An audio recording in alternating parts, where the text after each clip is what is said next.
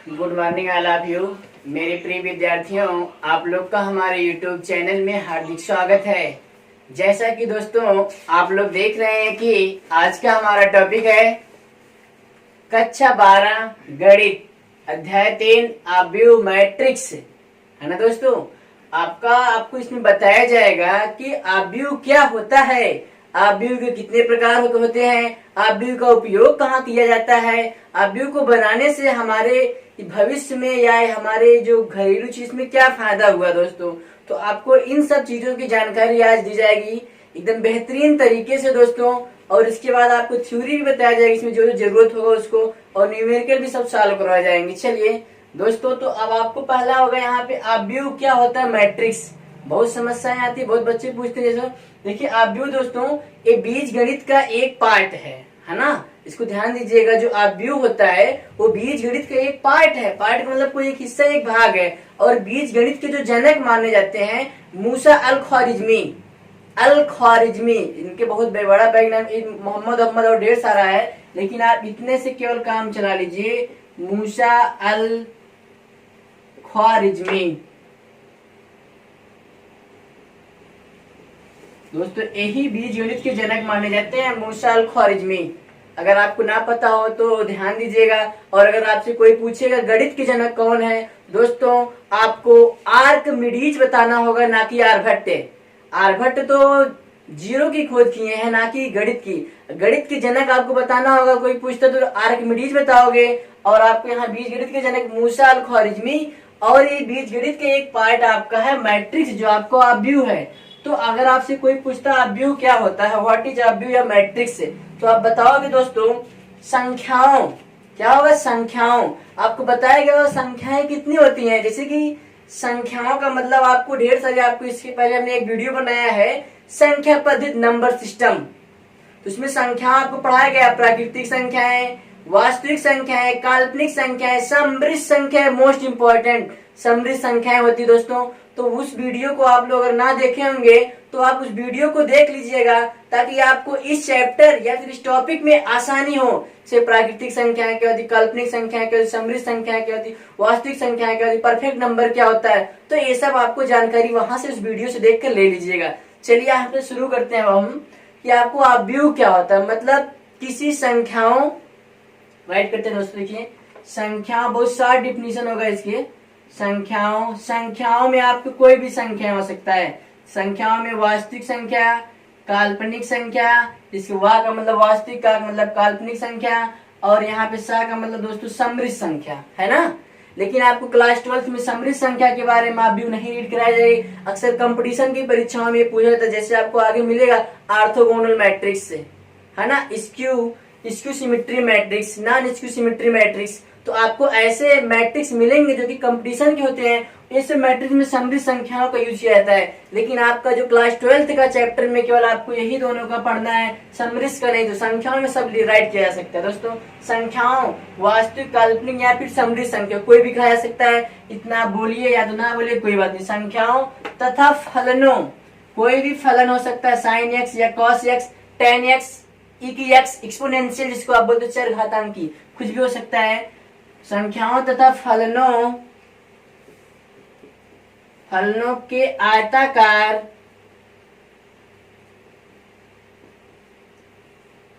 सारणी को आव्यूह कहते हैं।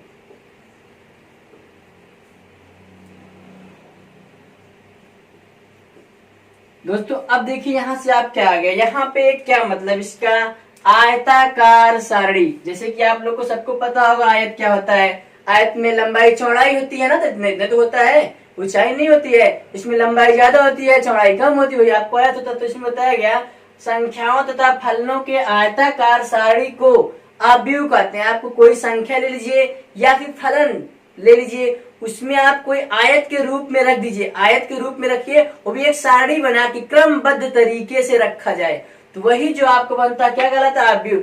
यदि आपको किसी किताबों में ऐसे भी लिखा मिलता है, यदि किसी संख्याओं यमयन संख्याओं को, यमयन संख्याओं का मतलब किसी में लिखा मिलेगा, यही बताइएगा आप, यमयन, यही दोस्तों मिलेगा किसी किताब में आपको राइट किया हुआ।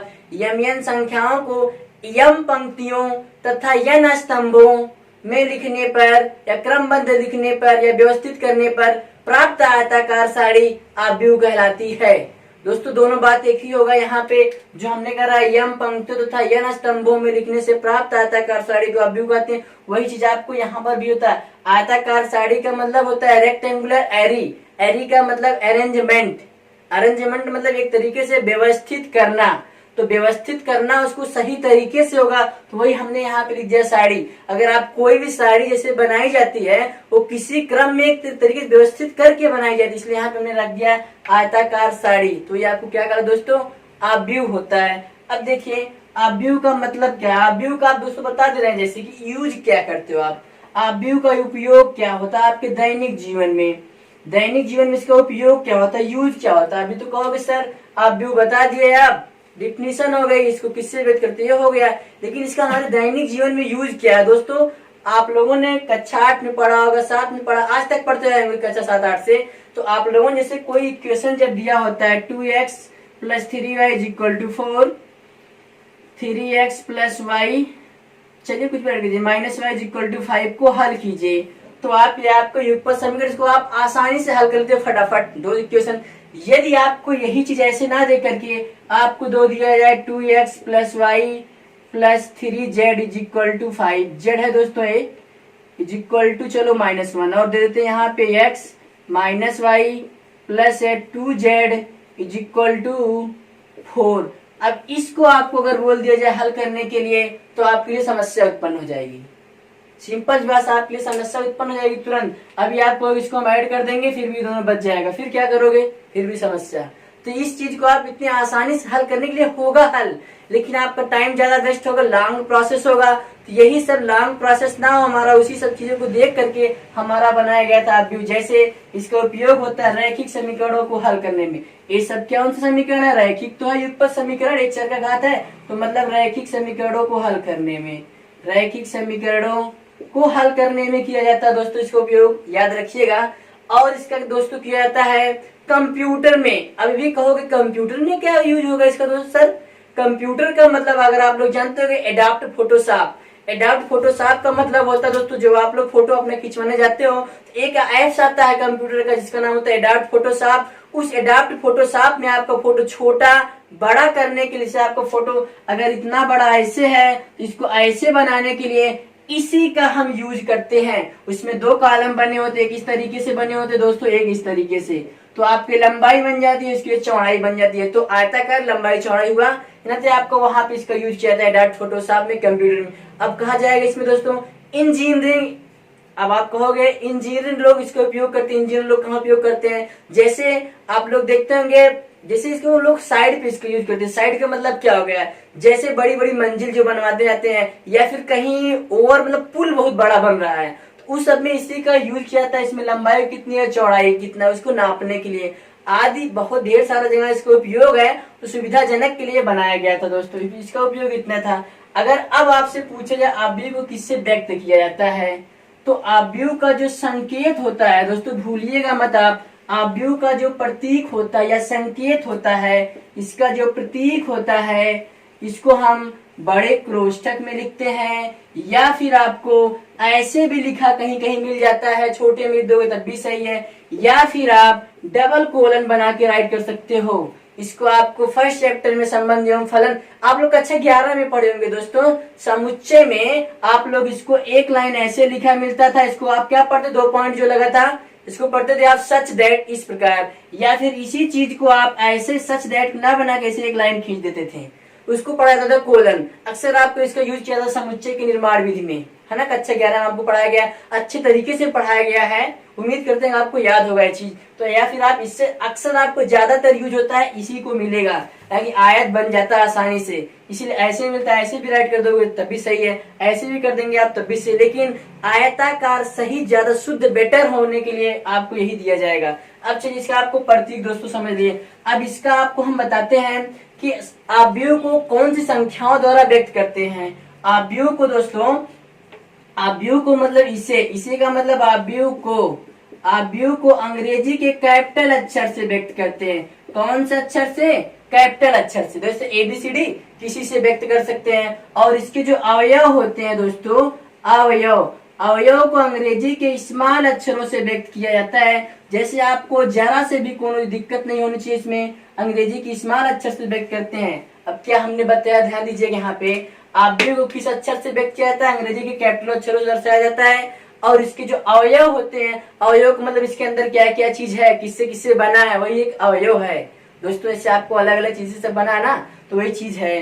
जैसे अब यही मान लीजिए, यही आपको व्हाइट बोर्ड है, व्हाइट बोर्ड में क्या केवल यही प्लाई लगी है, नहीं, प्लाई लगा है, ऊपर से यहाँ कुछ भी और लगा होगा। इसमें प्लाई को बनाने के लिए छोटे छोटे टुकड़े की जरूरत पड़ेगी होगा, जल भी लगा होगा इसमें, और ढेर सारा सामान आपको लगाएगा। वही इसके एक एक अवयव जो पार्ट हुई, इसके अवयव होते हैं, तो ये आपको अवयव स्मॉल अक्षर से व्यक्त करते हैं। चलिए अब आपको बता देते हैं हम कि इसमें कुछ चीजें लिखी जाती है। जैसे आपको कोई अवयव हम व्यक्त कर देते हैं, जैसे देखिए कोई आपको अवयव लेते हैं यहाँ पे, देखिए दोस्तों, अब अवयव कोई भी आप ले सकते हैं, अवयव किसी भी तरीके से आपको राइट कर सकते हैं, उसमें कुछ नहीं कंफ्यूजिंग होनी। जैसे अवयव A बराबर अवयव A बराबर आपको इसको रीड किया जाएगा 1 2 3 4 5 6 ऐसे।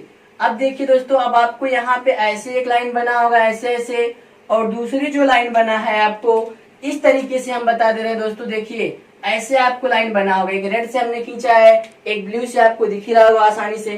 तो जो रेड वाली लाइन होगा, जो रेड वाली लाइन खींची गई, इसको हम क्या कहते हैं, पंक्ति। ये आपको पंक्ति होगा। पंक्ति का मतलब दोस्तों होता है रो, ROW रो। इसका मतलब क्या होता है, रो होता है। और जो आपको ब्लू से होगा उसको पढ़ता है कॉलम, कॉलमन, है ना दोस्तों, इसको कॉलम होगा। ये सब क्या आपको होंगे, स्तंभ। ये आपको क्या होगा, स्तंभ है। स्तंभ को सी से व्यक्त किया, जिसको आप लोग कॉलम जानते ही हैं। तो अब ये चीज बता दें, अगर हम क्षैतिज में ऐसे चलते हैं तो आपका ये पंक्ति होगा, क्षैतिज में जाएंगे तो पंक्ति होगा, इसको हॉरिजॉन्टल अंग्रेजी होती है। और ऊर्ध्वाधर या ऊपर जैसे नीचे आएंगे ऊर्ध्वाधर में, तो ये आपको क्या बनेगा, स्तंभ। इसको आप याद रखिएगा, भूलिएगा ना। अगर हम क्षैतिज में ऐसे चल रहे हैं तो पंक्ति में जाएंगे, ऊपर से नीचे आ रहे हैं, अभी नीचे से ऊपर जा रहे हैं, तो आपको क्या चीज बनता है, स्तंभ। अब इतना दोस्तों आप भूलिएगा ना। और पंक्ति का सिंबल होता है R, और स्तंभ का सिंबल होता है C, कॉमन सिंबल है। अब आपको इसमें कई एक लाइन ही है, दो लाइन ही है, तो पहली पंक्ति को R1 से व्यक्त कर देंगे, दूसरी पंक्ति को R2 से। अब यहाँ पर बात आती है, इसमें देखिए क्या एक लाइन, दो लाइन, तीन लाइन है। आपका स्तंभ है, पहले स्तंभ को C1 को, दूसरे स्तंभ को C2 से, तीसरे स्तंभ को C3 से। इस तरीके से आपको अवयव के अवयव को व्यक्त किया जाता है दोस्तों। मतलब इसके ही अवयव है, जैसे 1 2 3 इसके अवयव है। अवयव को आपको ऐसे लिखा जाएगा, पहले आपको पहचानना होगा पंक्ति क्या, सीधे आप हॉरिजॉन्टल में ऐसे चले जाएंगे, है ना, पंक्ति में सीधे सीधे एक लाइन में जाएंगे, हो गया आपका पंक्ति। और जब आप सीधे जाएंगे पंक्ति, जब ऊपर से नीचे आओगे या फिर नीचे से ऊपर जाओगे, तो आपको क्या बनता है, स्तंभ बनता है। इतना आप याद रखिएगा, भूलिएगा ना दोस्तों। तो आपको चलिए आगे लेके चलते हैं। इसमें और कुछ लिखा मिलेगा आपको, क्या अभी कहोगे सर यहाँ बीच में जगह क्यों छोड़ा जाता है ना, तो जगह क्यों छोड़ो, जैसे आपको एक पंक्ति का मतलब एक लाइन, एक पट्टी जो बनाते हो, कोई लाइन अपने आप लोग स्कूल में जब खड़े थे प्रेयर के लिए, आपको जब कहा जाता होगा कि आप लोग एक लाइन में सीधे खड़े, एक पंक्ति में खड़े जाइए। पंक्ति में जब खड़े होते हैं तो क्या सब लोग एकदम चिपक चिपक खड़े होते, कुछ स्पेस होता है ताकि वो अलग, पहली लाइन पहली पंक्ति है, ये दूसरी पंक्ति मतलब वही लाइन है, तीसरी है, अलग बीच में स्पेस क्यों करते हो, ताकि वो अलग अलग दिखे। इसलिए यहाँ पे अलग अलग करके लिखा है, ताकि अलग अलग पंक्तियां दिखाई दी, इसलिए अलग है, अलग अलग थोड़ा स्पेस करके लिखा जाता है दोस्तों, बस। अब देखिए, अब आपको बताते हैं अवयव के जो अवयव होते हैं उसको किससे व्यक्त करते हैं। देखिए अब चलिए बता देते हैं, पंक्तियों की संख्या को यम से तथा स्तंभों की संख्या को यन से व्यक्त किया जाता है। अगर आपको यमन मिल जाएगा, देखिए याद रखिएगा, मोस्ट पॉइंट है, पंक्तियों की संख्या को यम से तथा स्तंभों की संख्या को यन से व्यक्त करते हैं। दोस्तों याद रखिएगा, आप पंक्तियों जो होती है उसकी संख्या को यन से, और जो स्तंभ होता है उसकी संख्या को यन से व्यक्त करते हैं। लेकिन एक चीज और ध्यान रखिएगा, जो इसके अवयव होते हैं, पंक्ति के अवयव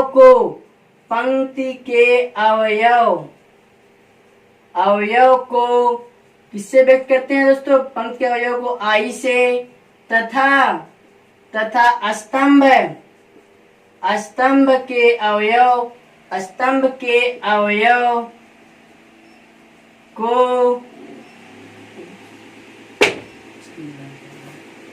के अवयव को जे से व्यक्त करते हैं। इसको याद रखिएगा, जो आपको पंक्ति होता है उसके अवयव को स्मॉल आई से, जो स्तंभ होता है उसके अवयव से स्मॉल जे से। अब देखिए थोड़ी सी कंफ्यूजिंग कहाँ होती है आपको। अब पंक्तियों की संख्या को एम से होता है और पंक्तियों के अवयव को स्मॉल आई से, स्तंभों की संख्या को स्मॉल एन से, और जो आपको स्तंभ के अवयव होते हैं उसको स्मॉल जे से व्यक्त करते हैं। अब दोस्तों यहाँ पे क्या बात आती है, अगर आपसे पूछा जाए कोट क्या होता है, आप व्यूहों की कोट या क्रम, दोस्तों दोनों बात आपका एक होगा, याद रखिएगा। कोट या क्रम मतलब ऑर्डर, इसके क्रम को एम बाई एन से, एम क्रॉस एन से राइट कर दिया जाता है। दोस्तों याद रखिए, अगर आपको किसी भी आव्यूह दिया गया है उसका आपसे कोट ही पूछा जाता है या फिर उसमें पूछा जाता है उसका क्रम क्या है, तो पंक्तियों की संख्या को गिन लीजिएगा आप और स्तंभों की संख्या गिन लीजिएगा, उसमें जोड़ा निशान लगा दीजिएगा। और कुल अवयव पूछेंगे जिसका इसमें गुणा कर दीजिएगा, एम इंटू एन, इसमें गुणा होगा लेकिन यहाँ पे गुणा नहीं, इसका मल्टीप्लाई नहीं होगा। जैसे अगर आपसे कोई आव्यूह ले लेते हैं, हम बहुत सिंपल सी बात है, चलिए एक आपको आव्यूह हम ले लेते हैं, जैसे कौन सा आव्यूह लेते हैं। अब चलिए आ जाइए, देखिए आपको कौन सा आव्यूह हम लेते हैं, आ जाइए चलिए देखिए आसानी से आव्यूह ले लेते हैं। माना आव्यूह ए इज इक्वल टू, आप ऐसे बोलेंगे जो लिखने में रहेगा टीचर समझ जाएगा। आव्यूह ए इज इक्वल टू 1, पंक्ति में बोलिएगा, पंक्ति में कहेंगे तो 1 2 3, ये पंक्ति में लिखा जा रहा है, यहाँ 4 6 और 7। चलिए आ जाइए, अब यहाँ पे इसको गिन लेंगे, इसमें कितनी पंक्ति है, एक लाइन, यहाँ से एक लाइन ये बन रही है, दूसरी लाइन ए है ना, तो इसमें ऐसे गए हॉरिजॉन्टल सीधे गए ना, पंक्ति को पहले लिखा जाता है। जिससे अगर आपको कोई कॉमन आव्यूह लिया जाता है तो उसमें जैसे आपको कोई अगर आपको लिखना होगा आव्यूह ऐसे, इसमें पंक्तियों और स्तंभों की संख्या को यहाँ ऐसे व्यक्त कर दिया जाता है। तो इसमें हम काउंट कर लेंगे इसको, यहाँ पर इसमें पहली लाइन और दूसरी 2 लाइन हो रहा है, तो यहाँ पे राइट कर देंगे 2 क्रॉस। फिर यहाँ पे कितना हो रहा है जैसे देख लेते हैं, ऐसे सीधे गिनेंगे तो आपको 36 में तो पंक्ति होगा और ऊपर से नीचे आ रहे हैं 1 2 3, क्या हो गया 3।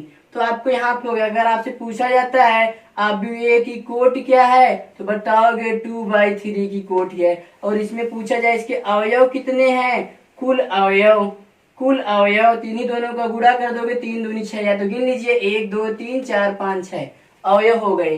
तो आपको इस तरीके से आव्यूह की कोटि बता देना होगा, जो आपको होगा बहुत जगह पूछा जाता है, और बता दोगे आपको कुल अवयव, उसी का आप मल्टीप्लाई कर देंगे। अब इसके बाद अगर बताते हैं बिंदु कोई दिया गया है उसको आपको आव्यूह के रूप में निरूपण करना है तो क्या करोगे। जैसे आपको कोई बिंदु दे दिया गया, जैसे देखिए आप उसको आव्यूह के रूप में आपको व्यक्त कर देना है। सिर्फ कुछ बिंदु मान लेते हैं, जैसे देख लीजिए दोस्तों, एक ही क्वेश्चन ले लेते हैं। बिंदु 2,3 और 4,5 को आव्यूह के रूप में निरूपित कीजिए या व्यक्त कीजिए। तो आप कोई भी आव्यूह आपको लिखना होगा, इसको यहाँ पे 2 है, यहाँ पे 3, ये वाला लिख दीजिए ऐसे, फिर यहाँ पे इसको नीचे लिख दीजिए 4 और 5, या ऐसे व्यक्त कीजिए, या फिर इसको नीचे ऊपर लिख दीजिए, यहाँ पे 2 यहाँ पे 3, इसको रख दीजिए यहाँ पे 4 यहाँ पे 5।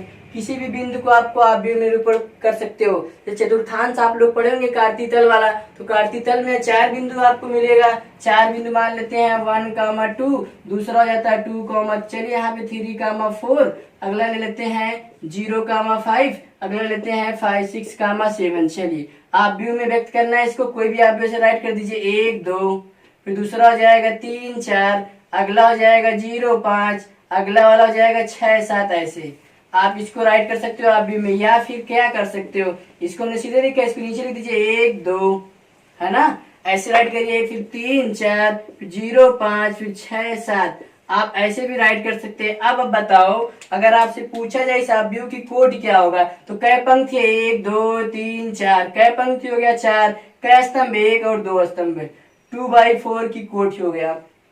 और अगर आपसे इसका पूछा जाए इसमें कोटि क्या होगा, तो कै पंक्ति, 1 पंक्ति 2 पंक्ति 2, और आपको कै स्तंभ, 1 स्तंभ 2 स्तंभ 3 स्तंभ 4 स्तंभ, यहाँ पे हो जाएगा 4।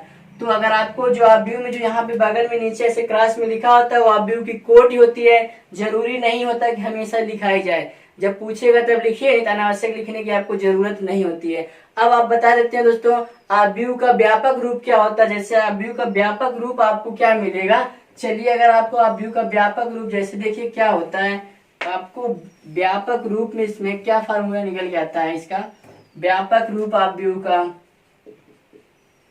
आव्यूह का व्यापक रूप, व्यापक रूप। अब जैसे कोई आव्यूह आप ले लेते हैं ए बराबर, इसके अवयव को हम देखिए किससे व्यक्त कर देते हैं, A11 से, इसको A12 से, यहाँ पर हो जाएगा A13 डॉट डॉट, इसमें मान लेते हैं पंक्तियों की संख्या यम और स्तंभों की संख्या को यन, यही लेके बनाना होगा, डॉट डॉट यहाँ पे जाएगा पंक्तियों की संख्या यम है तो यहाँ पर हो जाएगा जैसे कि आपको 1 यम, यहाँ इस तरीके से बनेगा। यहाँ पे जैसे पंक्ति दिया गया, पहली पंक्ति है, ये दूसरा, पहला स्तंभ, दूसरा, तीसरा और स्तंभ यन बनना चाहिए। और दूसरा अवयव लिखेंगे A21 A22 A23 dot dot, इसका हो जाएगा A2n।